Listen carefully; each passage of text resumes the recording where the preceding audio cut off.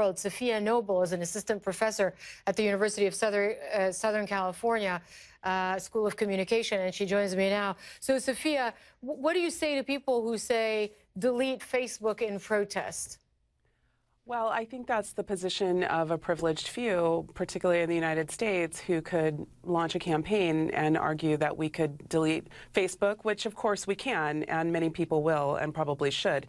But that doesn't negate the fact that Facebook has 2 billion users worldwide, and for some people, their only experience of the internet is Facebook. And so I think it's a little bit disingenuous to think that we can solve these problems strictly at an individual or personal level. Certainly, we need to pay attention to many multinational media tech companies that are tracking us. But what about other forms of communication? I mean, in developing countries, the use of mobile phones is widespread. The access to 3G usually is available more or less, even in areas that are far removed.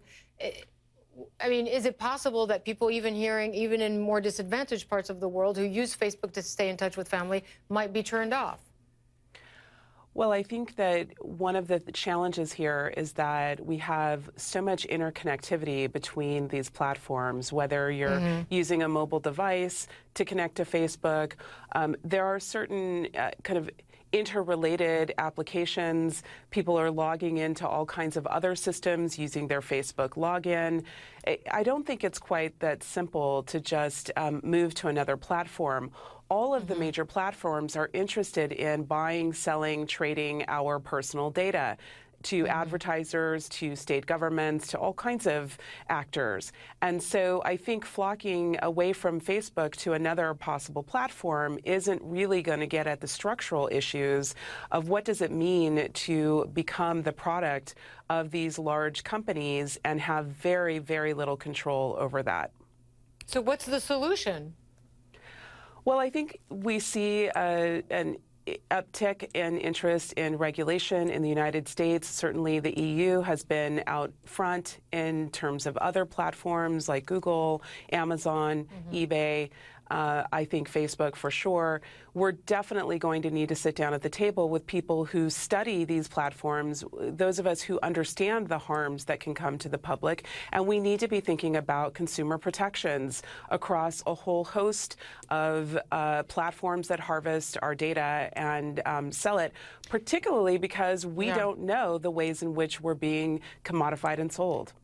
But, Safiya, also the issue is that very few companies control a huge majority of how we communicate online, where we buy our products, where we store our personal information.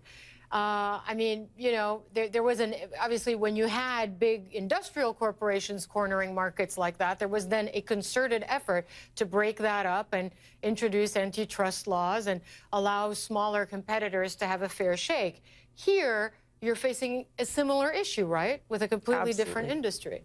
Yeah. That's absolutely true. I just wrote a book about this called Algorithms of Oppression, where I look more closely at Google, but certainly other large monopoly platforms who control the information landscape that so many of us have been, you know, forced or strongly encouraged to engage with. And Facebook is not the only company that's tracking us. And all of these platforms have been left to kind of self-regulate or self-manage. And we know that that's not how you protect consumers from tremendous damage that can be inflicted upon them through a monopoly hold on information or media.